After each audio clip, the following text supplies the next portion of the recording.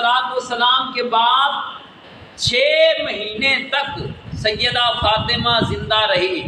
اس دوران کسی نے حضرت سیدہ فاطمہ کو مسکراتے ہوئے نہیں دیکھا۔ اب آپ ہر وقت روتی، دن کو بھی روتی، رات کو بھی روتی۔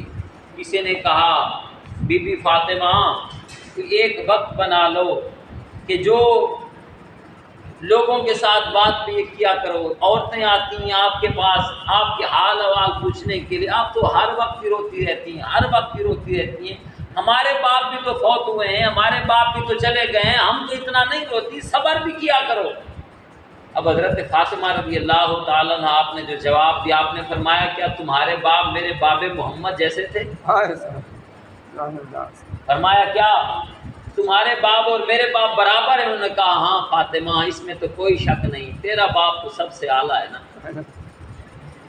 میاں محمد بخش رحمت اللہ تعالی علیہ آپ فرماتے ہیں بچھڑ گئے اور دلدار جنا دے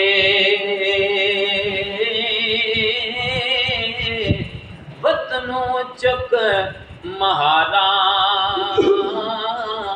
اجڑی بسیتی نظری آوے کنڈ دتی جد یاراں۔ حضرت بلال رضی اللہ تعالیٰ عنہ حضور علیہ السلام کے وصال کے بعد حضرت بلال نے اپنا رخت صبر باندھا، مدینے کو چھوڑ دیا۔ لوگوں نے کہا بلال تیری اذان سنتے تھے ہمیں حضور علیہ السلام کا زمانہ یاد آ جاتا ہے، تو چھوڑ کے جا رہا ہے۔ حضرت بلال نے رو کے کہا لوگو میں مدینے میں حضور کی خاطر آیا تھا، جب حضور ہی نہیں رہے پھر میں کیوں رہوں؟ کہ جے تو حضور علیہ السلام کا دیدار ہی نہیں ہو رہا مدینے دے اندر، میں نہیں رہنا۔ حضرت بلال رضی اللہ تعالیٰ نے مدینہ چھوڑ کے آپ جناب ملک شام چلے گئے اور وہاں پہ رہنے لگے۔ کچھ مہینے گزرے، آمنہ کے لال نے حضرت بلال کو خواب میں دیدار کروایا۔ حضور نے خواب میں دیدار کروایا، سفنے دے وچ ماہی ملیا تے میں گل وچ پا لیاں باواں تے ڈر دی ماری اکھ نہ کھولاں کتے پھر بچھڑ نہ جاواں۔ آمنہ کے لال نے فرمایا بلال تو ہمیں چھوڑ کے چلا گیا ہے، بلال تو نے ہمیں بھلا دیا ہے، بلال اب تو تم ملنے بھی نہیں آتا، بلال اب ملنے ہی آ جا۔ حضرت بلال فرماتے میری آنکھ کھلی، جیسے آنکھ کھلی نا میں نے جلدی جناب اپنی گھوڑی کو تیار کیا، اس کے اوپر سوار ہوا۔ گھر والوں نے پوچھا کیا ہوا؟ کہا آمنہ کے لال نے مجھے بلایا ہے، اللہ کے نبی نے مجھے بلایا ہے۔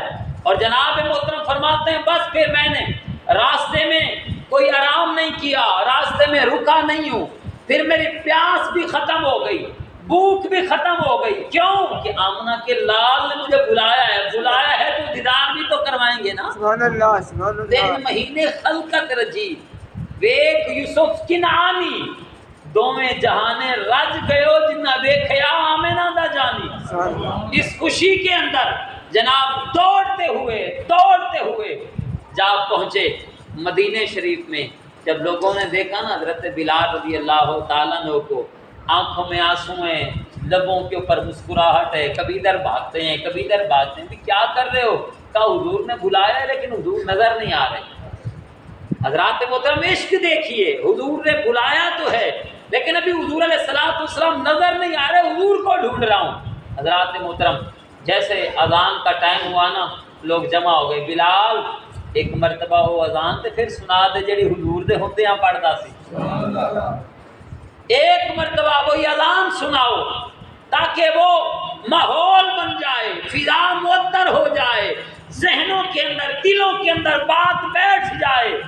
آقا کریم علیہ السلام جب تشریف فرما ہوتے تو ایسے ہی اذان ہوتی تھی۔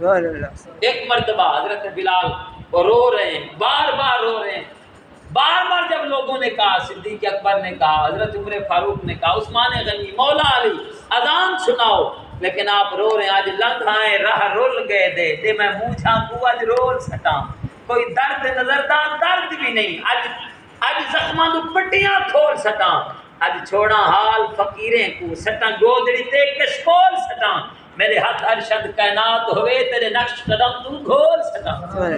کہا یار اس وقت تو حضور سامنے ہوتے تھے نا، جب میں اذان دیتا تھا، جب اشہد ان محمد رسول اللہ کہتا تھا تو حضور علیہ الصلوۃ والسلام کے وہ دعا والے مکھڑے کو دیکھتا تھا. آج جب میں پڑھوں گا تو اس طرف دیکھوں گا، حضور نظر نہیں آئیں گے. میرے اندر اتنی سخت نہیں ہے، اتنی طاقت نہیں ہے، اتنی پاور نہیں ہے کہ حضور علیہ الصلوۃ والسلام کو دیکھوں اور حضور علیہ الصلوۃ والسلام مجھے نہ نظر آئے. میں نہیں دے سکتا اذان. اب سب نے کہا مدینے میں ایسا کون سا ہے، ایسا کون سا بندہ ہے کہ جس کا کہا بلال ٹوک نہیں سکتا، جس کے کہے کے اوپر بلال نہیں کر سکتا، کون ہے؟ کسی نے کہا ہاں 2 بچے ہیں کہ وہ جب بھی جو کچھ کہیں گے بلال ویسے کرے گا. کون؟ کہا ایک کا نام حسن ہے، ایک کا نام حسین ہے. یہ 2 ایسے ہیں کہ جناب یہ حضرت بلال کو چاچا کہتے ہیں، لیکن حضرت بلال ان کو اپنا پیر مانتا ہے. حضرت بلال ان کو اپنا سب کچھ مانتا ہے. جو 2 جہان اندر لج پالی دا تصویر دا نام حسین ہے، جائے کفر دا سینہ چاک کی دے اس تیر دا نام حسین ہے. در اصل اسلام دی شہرت دا، در اصل اسلام دی شہرت دا پیغام دا نام حسین ہے. میں کیوں نہ پارس فخر کراں، میرے پیر دا نام حسین ہے. کہاں ہاں جاؤ، جا کے حضرت امام حسن امام حسین کو بلا لاؤ. اب یہ دونوں بچے آ گئے اور آ کے حضرت بلال کے بازو کو تھام لیا. کہنے لگے بلال ایک مرتبہ وہی اذان تو سنا جو میرے نانا کے ہوتے سناتے تھے، ایک مرتبہ مہربانی کرو نا وہی اذان سناؤ. حضرت بلال رضی اللہ تعالیٰ نے رو پڑے، کہا ہاں اب مجھے سنانی پڑے گی.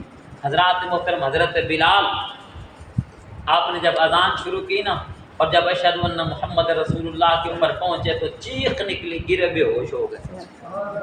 جب حضور علیہ الصلوۃ والسلام کے منبر کی طرف دیکھا، حضور کی طرف دیکھا، حضور کا رخ جہاں نظر نہ آیا، حضور کا شربت دیدار نصیب نہ ہوا، والدعا کا مکھڑا سامنے نظر نہ آیا، واللیل کی زلفیں نہ دیکھ سکے، گرے بے ہوش ہو گئے. جناب کسی اور بندے نے آ کے اذان کو مکمل کیا. اتنا عشق تھا حضور علیہ الصلوۃ والسلام سے، اتنا پیار تھا حضور علیہ الصلوۃ والسلام سے. آؤ حضرت صدیق اکبر کی بھی کہانی سنو کہ جب آپ بات کرتے تھے نا حضور کے وصال کے بعد تو آپ کے منہ سے بھونے ہوئے گوشت کی خوشبو آتی تھی. جب گوشت بھونا ہوا ہو نا، بھون رہا ہو تو جناب خوشبو سی ایک ہوتی ہے، وہ مہک آتی تھی. تو کسی نے کہا بلال مسواک نہیں کرتے آج کل، کیا مسئلہ ہے؟ تمہارے منہ سے بھونے ہوئے گوشت کی خوشبو آتی ہے. حضرت بلال رضی اللہ تعالیٰ نے رو پڑے. آپ نے فرمایا یار جب حضور علیہ الصلوۃ والسلام کا وصال ہوا نا تو حضرت عمر فاروق رضی اللہ تعالیٰ نے بھی رو دیے، عثمان غنی بھی رو دیے، مولا کائنات علی المرتضیٰ بھی رو دیے، سیدہ فاطمہ الزہرا بھی رو پڑی، سارے کے سارے رو دیے. لیکن چونکہ فرمایا میں حضور علیہ الصلوۃ والسلام کا یار غار تھا، ہم سفر تھا، جناب ہر جگہ پہ ساتھ چلا تھا، تو میں نے سارے معاملات کو سنبھالنا تھا.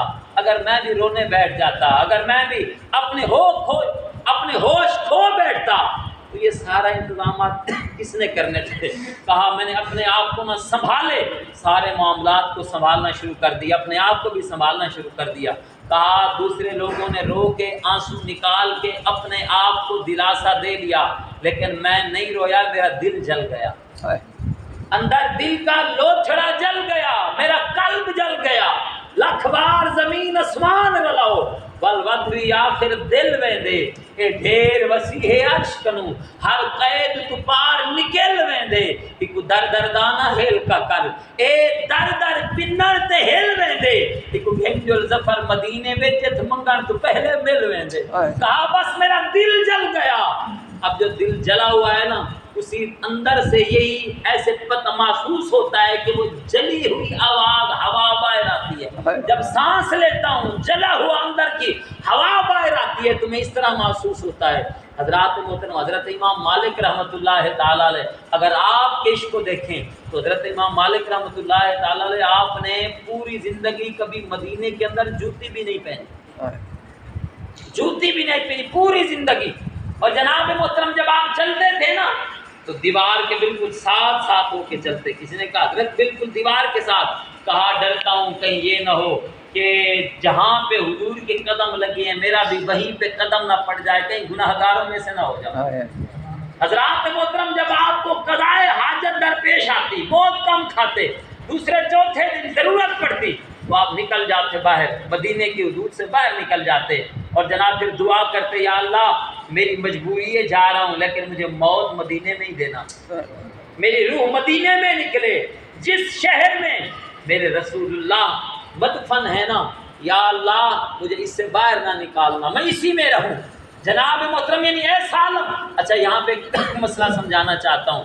اب حضرت امام مالک رحمۃ اللہ تعالیٰ علیہ نے جوتے نہیں پہنے, لیکن صدیق اکبر نے پہنے, عمر فاروق نے پہنے, مولا کائنات علی المرتضیٰ نے پہنے, امام حسن امام حسین نے پہنے. آپ کو کیا یہ کہہ سکتا ہے کہ جناب فتویٰ لگاؤ حضرت امام مالک کے اوپر انہوں نے کیوں نہیں پہنے؟ اور نہیں بھائی, ہر کسی کے اپنے اپنے عشق کے اپنے اپنے انداز ہوتے ہیں, ہر ایک کا اپنا اپنا طریقہ ہوتا ہے. کوئی اپنے بیٹے سے پیار کرتا ہے اس کے لیے گھر کو سجاتا ہے, کوئی اپنے نبی سے پیار کرتا ہے اس کی آمد والے دن اپنے گھر کو سجاتا ہے. جناب محترم یعنی یہ کہنا بھی کیا صحابہ کرام نے یہ جھنڈیاں لگائی بھی, ان کا ایک اپنا طریقہ تھا, ہمارا اپنا طریقہ ہے. ایک تابعی تھے, تابعی وہ ہوتا ہے جس نے صحابہ کرام کو دیکھا ہوا ہو. تو اس تابعی نے پوچھا صحابی سے, بتاؤ حضور علیہ الصلوۃ والسلام سے تم نے کیسے خدمت کی, حضور کی کیسے خدمت کی؟ صحابہ کرام نے کہا بس جس طرح حضور نے اشارہ کیا نا, پھر ہم نے اپنی جانوں کو نہیں دیکھا, ہم نے اپنے مال کو نہیں دیکھا, ہم نے اپنے گھروں کو نہیں دیکھا, بیوی بچوں کو چھوڑ دیا, بس جس طرح حضور نے اشارہ کر دیا. کبھی ہم بدر میں چلے گئے, کبھی احد میں چلے گئے, کبھی جناب حنین میں چلے گئے, کبھی جناب تبوک میں, جس طرف بس حضور کے اشارے ہو گئے ہم سارے کے سارے ادھر چلے جاتے تھے, سب کچھ بھول جاتے تھے.